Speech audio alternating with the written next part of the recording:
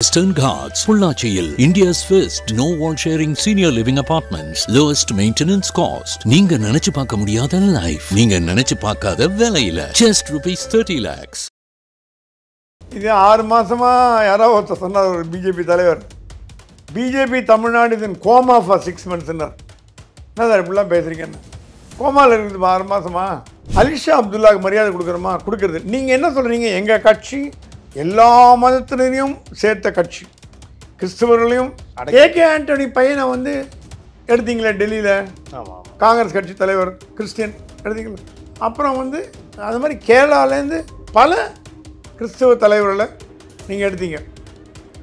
தமிழ்நாட்டில் ஏன் மைனாரிட்டிகளுக்கு போஸ்ட் கொடுக்க மாட்டேன்றீங்க? நீங்கள் எந்த போஸ்ட்டுமே தர மாட்டேன், எதுவுமே கொடுக்க மாட்டேன், வேலை மட்டும் செய்யுங்க. இப்போ விஜய் மேட்ரு முழுக்க கோஆர்டினேட் பண்ணுறது அண்ணாமலை தான். பாஜகவுக்கு விஜய் மேட்ரு கோஆர்டினேட் பண்ணுறது அண்ணாமலை தான் பண்ணுறாரு. அதுக்கு மட்டும் அவர் தேவைப்படும். மீனாட்சிக்கு கருவேப்பிலை மாதிரி போட்டிங்கன்னா அவர் என்ன பண்ணுவார்? பாஜகவில் எந்த தலைவரும் ராஜா எந்த தலைவரும் எதிர்த்ததா எனக்கு தெரிஞ்சு சரித்திரம் இல்லை. தமிழ் செய்யக்கூடிய சார் எல்ஜியெல்லாம் சாஃப்டாக போவார். ரொம்ப எல்ஜி இருந்த வரைக்கும் கலைஞர் அப்படியே நெருக்கமாக அப்படியே அவர் ப்ரொடெக்ட் பண்ணி கொண்டு போவார். தமிழத்தை ஏதோ பேசுவாங்க, ஒன்றும் இது இல்லை. எல்முருகன் அவர் வேலையை பார்த்துட்டு போகிறார். தமிழ்நாட்டு பாஜகவில் திமுகவை அண்ணாமலையை விட எதிர்க்கிறவங்க யாராவது இருக்காங்களான்னு இது வரைக்கும் இல்லை.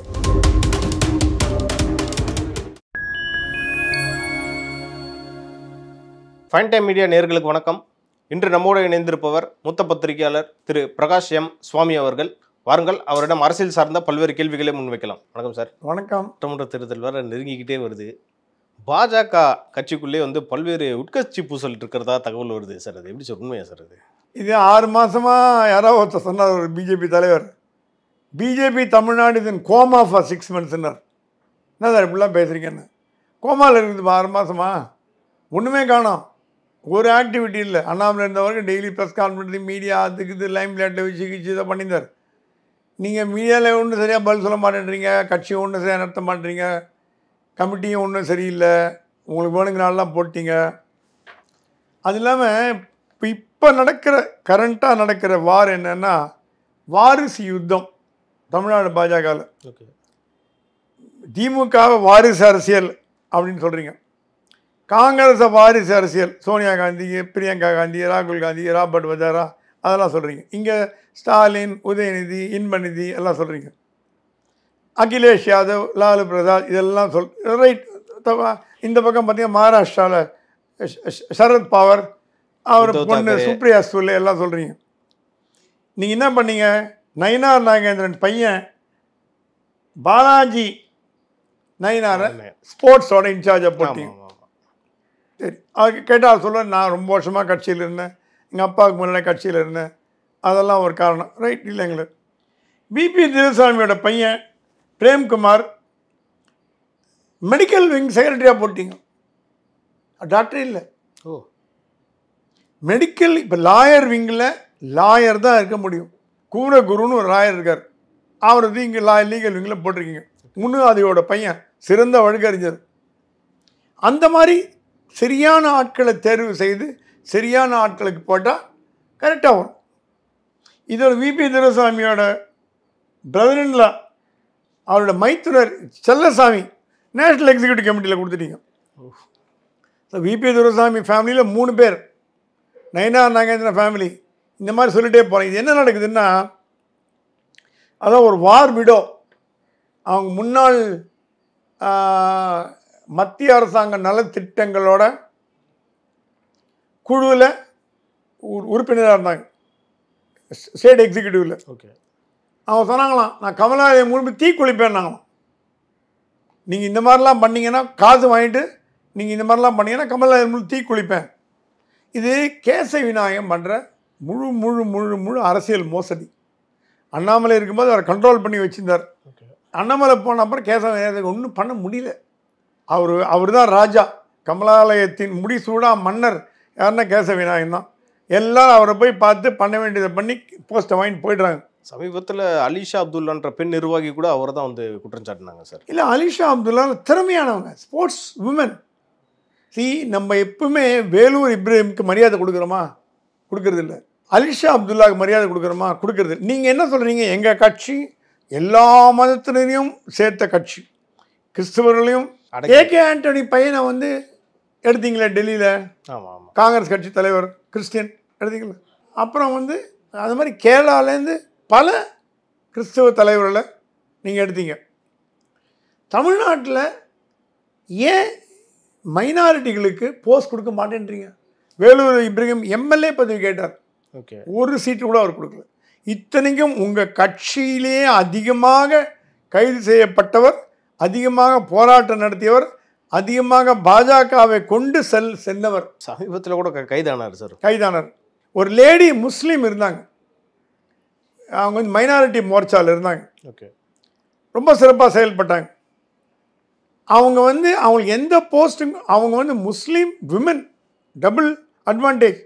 அவங்கள ஒரு போஸ்ட் கொடுத்து வச்சுருந்தீங்கன்னா நீங்கள் மைனாரிட்டி வாக்குகள்லாம் எடுத்துக்கிட முடியும். அவங்க வெறுத்து போய் ஏடிஎம்கில் போய் ஜாயின் பண்ணிட்டாங்க.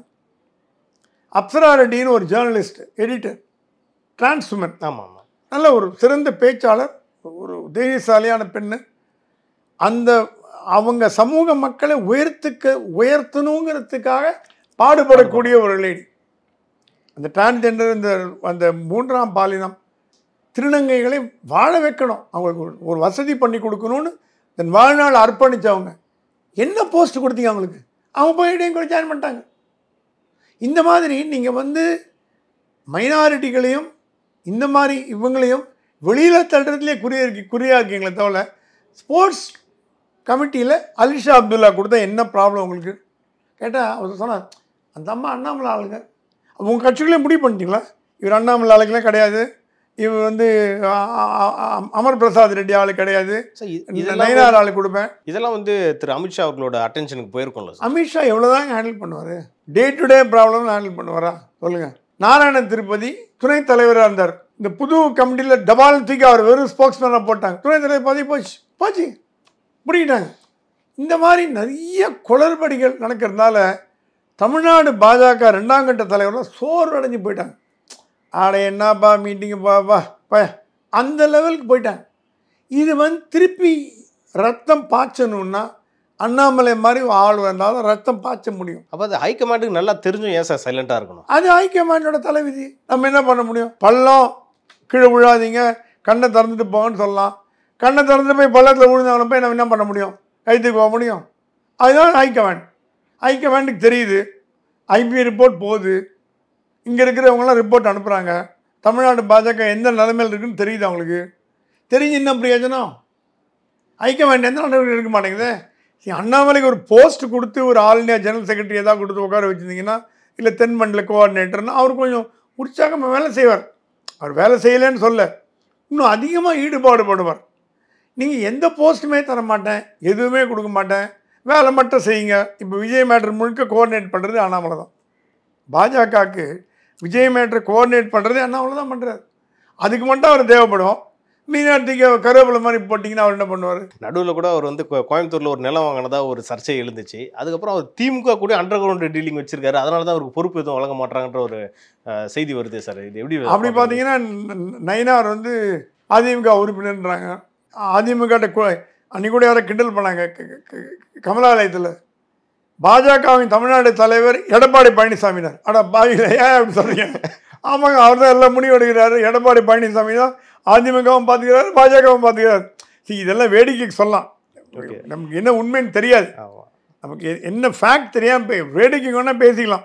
அண்ணாமலை திமுக பக்கம் போயிட்டாரு, நயனார் அதிமுக போயிட்டாரு, இதெல்லாம் எவ்வளோ தூரம் உண்மை எதுவும் போய் நமக்கு தெரியாது. ஆனால் அண்ணாமலை திமுகவை எதிர்த்தா மாதிரி பாஜகவில் எந்த தலைவரும் ராஜா எந்த தலைவரும் எதிர்த்ததா எனக்கு தெரிஞ்சு சரித்திரம் இல்லை. தமிழ் செய்யக்கூடிய சார் எல்ஜியெல்லாம் சாஃப்டாக போவார். ரொம்ப எல்ஜி இருந்த வரைக்கும் கலைஞர் அப்படியே நெருக்கமாக அப்படியே அவர் ப்ரொடெக்ட் பண்ணி கொண்டு போவார். தமிழத்தை ஏதோ பேசுவாங்க, ஒன்றும் இது இல்லை. எல்முருகன் அவர் வேலையை பார்த்துட்டு போகிறார். தமிழ்நாட்டு பாஜகவில் திமுகவை அண்ணாமலையை விட எதிர்க்கிறவங்க யாராவது இருக்காங்களான்னு இது வரைக்கும் இல்லை. ஸோ இந்த அண்ணாமலை கள்ள உறவு இதெல்லாம் பேசுகிறவங்க பேசிட்டு போகலாம், நமக்கு தெரியாது. நமக்கு எது ஃபேக்ட் என்ன உண்மை நமக்கு தெரியாது, பேச முடியாது. ஆனால் அண்ணாமலை திமுகவை எதிர்க்கிறதுனால கண்டிப்பாக இன்னி கூட எதிர்த்தா இருக்கார். நான் என்ன கேட்குறேன், எதிர்க்கிறவர் எப்படி போய் நட்பு பாராட்ட முடியும்னு என்னோட கேள்வி. சார் ஓகே சார், பாஜகவில் இவ்வளோ சலசலப்பு இருக்குன்றீங்க. இதெல்லாம் மத்தியில் வந்து நயினா நாகேந்திரன் அவர்கள் வந்து பரப்புரைக்கு தயாராகிட்டு வர்றாரு. அது எப்படி சார் இருக்கும்? பாஜகவுக்கு கை கொடுக்குமா தேர்தலுக்கு? பர்மிஷன் கிடைக்கும்னு நினைக்கிறீங்களா? அது கேள்வி. பர்மிஷன் கிடைக்கும்னு நினைக்கிறீங்களா? எனக்கு என்னமோ பர்மிஷன் கிடைக்காதுன்னு தான் சொல்கிறேன். ஓகே, எல்லா போலீஸும் இப்போ வந்து அச்சத்தில் இருக்காங்க. ஓகே, பரப்புரை மீட்டிங்னாலே பயப்படுறாங்க. எல்லா மீட்டிங் எல்லாம் கேன்சல் பண்ணிட்டாங்க. சென்னையில் எல்லாம் புதுக்கோட்டை புதுக்கோட்டை எல்லாம் கேன்சல் ஆச்சு. ஸோ நயினாரோட பரப்புரைக்கு பர்மிஷன் கிடைக்குமாங்கிறது டவுட்ஃபுல். அவர் ஆஃப்கோர்ஸ் பிளான் பண்ணுறாரு. அமித்ஷாவை கூப்பிட்டு வந்து, நட்டாவை கூப்பிட்டு வந்து துவக்கி வச்சு பண்ணணும்னு பார்க்குறாரு. பட் அது வந்து ப்ராக்டிக்கலாக இருக்குமா? இந்த சமயத்தில் கரூர் சம்பவத்திற்கு பிறகு ஆனால் யாரும் இன்னொருத்தரோட கிண்டல் பண்ணாங்க, அவ்வளோ கூட்டம்லாம் வராதுங்க, எண்ணிடலாம் நம்புகிறேன், அதனால் இது ஒன்றும் பிரச்சனை இல்லை. அண்ணாமலைக்குன்னா அந்த கூட்டம் வரும், நயினாருக்கு அந்த கூட்டம் வராது, அதில் போலீஸ் பர்மிஷன் கொடுத்துருவாங்க அப்படின்னு சொல்கிறாங்க. பட்டு ஒரு கட்சி தலைவர் மக்களை போய் பார்க்கறது தப்பு கிடையாது, நல்ல காரியம்தான். ஸோ அவர் எப்படி அதை பயன்படுத்திக்கிறாங்கிறத பொறுத்து தமிழ்நாடு பாஜகவை அவர் எப்படி வளர்க்க போகிறாருங்கிறது நம்ம பார்க்கணும். சார், இந்த கரூர் துயர சம்பவத்துக்கு அப்புறம் அந்த கட்சிகளுக்கெல்லாம், அந்த பேரணியாக இருந்தாலும் சரி, கட்சி பொதுக்கூட்டங்களாக இருந்தாலும் சரி, பல்வேறு கட்டுப்பாடுகள் வந்து விதிக்கப்பட்டிருக்கு. இது வந்து ஒரு செட்பேக்காக தானே சார் நம்ம பார்க்க முடியும்? ஏன்னா எலெக்ஷன் வர டைமில் இவ்வளோ கட்டுப்பாடுகள், குறிப்பாக இந்த டைம்லன்ற செட்பேக் தானே சார் மற்ற கட்சிக்கு, ஆளுங்கட்சியை தவிர்த்து. டிஎன் சேஷன் ஒரு சீஃப் எலெக்ஷன் கமிஷனர் இருந்தார். ஓகே, தேர்தல் நேரத்தில் கட்டுப்பாடு கொண்டு வந்தார். ஓகே, 10 மணிக்கு அப்புறம் மைக் கிடையாது, போஸ்ட் ஓட்டக்கூடாது, அது பண்ணக்கூடாது, இது பண்ணக்கூடாது. அப்போ அவரை எல்லாம் எதிரியாக பார்த்தாங்க. நான் மக்கள் அவரை பாராட்டினாங்க. ஓகே, ஏன்னா மக்களுக்கு நல்லது பண்ணுறது அப்படின்ற ஒரு எண்ணத்தை ஒரு chief election commissioner TN Seshan இறங்கின போது ஜெயலலிதாவே கோவப்பட்டேன்.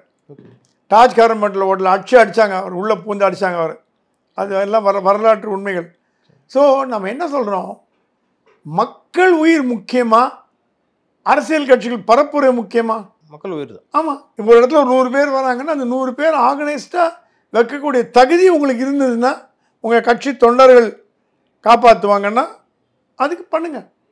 1000 பேர் வராங்க, 1500 வாட்டர் பாட்டில் இருக்கணும், 4 ஆம்புலன்ஸ் இருக்கணும், 2 மெடிக்கல் கேம்ப் டாக்டர் இருக்கணும். இதெல்லாம் இப்போது ஹைகோர்ட் சொல்லிடுச்சு, எஸ்ஓபி போட சொல்லிடுச்சு. ஆமாம், எஸ்ஓபியில் என்னென்ன வரப்போகுதுன்னு பாருங்கள், வேடிக்கையெல்லாம் வரப்போகுது. அதெல்லாம் வந்ததுன்னா அரசியல்வாதிகள் இனிமேல் அவங்க இஷ்டத்துக்கெல்லாம் வியாபாரம் பண்ண முடியாது. அப்போ இந்த எலெக்ஷன் கேம்பெயின் டோட்டலாக டிஃப்ரெண்ட்டாக தான் இருக்கும். எலெக்ஷன் கேம்பெயின் டோட்டலாக டிஃப்ரெண்ட்டாக மாறிடும். ஓகே, எலக்ட்ரானிக்கலி டிஜிட்டல் வழியாக போயிடும். இப்போ தான் இருக்குது, வாட்ஸ்அப் இருக்குது, எல்லாம் இருக்குது. ஏன்னா இந்த மாதிரி ஜனங்களுக்கு, எனக்கு தெரிஞ்சு மாங்கொல்லையில் நாங்களாம் ஸ்டூடெண்ட்டாக இருக்கும்போது காமராஜ் பேசும்போது, கலைஞர் பேசும்போது மாங்கல்ல உட்காந்து கேட்போம். இப்போ மீட்டிங்க்கு யாரும் வரதில்லை, பணம் கொடுத்து கூப்பிட்டு வராங்க. 2000 ரூபா பிரியாணி கொடுத்து, 500 ரூபா பிரியாணி கொடுத்து ஆளை கூப்பிட்டு வராங்க மீட்டிங்கு. அப்படி தான் அரசியல் கட்சி நடக்குது. ஒரு 50% 40% கட்சிக்காரன், 60% பொதுமக்கள். ஏன்னா அந்த இடத்த ஃபில் பண்ணுறது எல்லா கட்சியும் அப்படி தான் நடக்குது. ஒரு வழி இல்லை. ஒரே ஆள் வந்து எல்லா கட்சியிலும் போய் உட்காந்து பணத்தை வாங்கிட்டு வந்துடுறோம். அவனுக்கு பைசா. டிஎம்கே மீட்டிங் போய், ஏடிஎம்கே போகிறான், பிஜேபி போகிறான், காங்கிரஸ் போகிறான், போயிட்டு வந்துடும். ஸோ அவங்க தான் ஹாப்பியாக இருக்காங்க. ஆனால் ஜனங்களுக்கு கஷ்டம் கொடுக்காம நீங்கள் பிரச்சாரம் பண்ணுறதா இருந்தால், இனி அரசாங்கங்கள், இந்த அரசாங்கம், அடுத்த அரசாங்கம், எந்த அரசாங்கம் சரி, ஹைகோர்ட்டுகள் அனுமதி கொடுக்கும். இல்லைன்னா இந்த மாதிரிலாம் கூட்டு 10,000 பேர் 20,000 பேர் சின்ன ஒரு முட்டு சந்தில் போய் 10,000 பேர் கூப்பிடுறது, அதெல்லாம் இனிமேல் நினச்சி கூட பார்க்காதீங்க. தமிழ்நாடு இல்லை, இந்தியாவிலே ரூல் வரப்போகுது. இப்போ மத்திய அரசாங்கம் ஒரு பிளான் பண்ணுது. ஒரு லா ஒன்று கொண்டு வந்து எப்படி பொதுக்கூட்டங்களை வரையறை பண்ணலாம் அப்படின்னு இந்தியா முழுக்க, தமிழ்நாடு மட்டும் இல்லை, இந்தியா முழுக்க மத்திய அரசாங்கம் ஒரு பார்லிமெண்ட்டில் ஒரு பில் கொண்டாட போகுதுன்னு கேள்விப்பட்டேன். அந்த பில்லில் வந்து எப்படி எவ்வளோ பேருக்கு எவ்வளோ எந்த இடத்துல பண்ணோம், ரோட்டில் பண்ணக்கூடாது. இப்போ இந்தியாவை தவிர மற்ற நாடுகளில் ரோட்டில் பிரச்சாரம் பார்த்துருக்கீங்களா? இல்லை. இந்தியாவில் மட்டும்தான் ரோடை பிளாக் பண்ணுவாங்க. கார் போக முடியாது, ஸ்கூட்டர் போக முடியாது, எதுவும் போக முடியாது. ஒரு பிறந்த நாள்னா ரோடை பிளாக் பண்ணிடுறீங்க. ஸோ இந்த பிளாக்கேஜினால் ஜனங்களுக்கு ப்ராப்ளம் வருதுங்கிறது எடுத்து கூறும் இடத்தில் இருப்பது நீதிமன்றங்கள் தான். நீதிமன்றங்கள் தான் சொல்லுது, ஜனங்களுக்கு ப்ராப்ளம் கொடுக்காத, டிராஃபிக் பிளாக் பண்ணாத, இதை பண்ணாத, ரோடை சரி பண்ணு. கண்ணு குத்தி பயமாக பார்த்து சூவ மோட்டோ எடுக்கிறாங்க இப்போல்லாம். அதனால் இனி வரும் காலங்களில் மக்களோட சேஃப்டிக்கு முக்கியத்துவம் கொடுத்து தேர்தல் பிரச்சாரம் நடத்தப்படும். மக்கள் உயிர் தான் பிரதானம், அதுக்கப்புறம் தான் அவங்க அரசியல் பொல்லங்க கொள்கை மீட்டிங்கு எல்லாம் அப்புறம் அப்படின்ற லெவலுக்கு வந்து வரும்போது. ஓகே சார், நடப்பு அரசியல் குறித்து நம்ம நிறையா டிஸ்கஸ் பண்ணோம் சார். இது குறித்து அடுத்தடுத்த நிகழ்ச்சிகளில் இன்னும் நம்ம டீட்டெயிலாக பேசலாம் சார். நன்றி சார். வணக்கம்.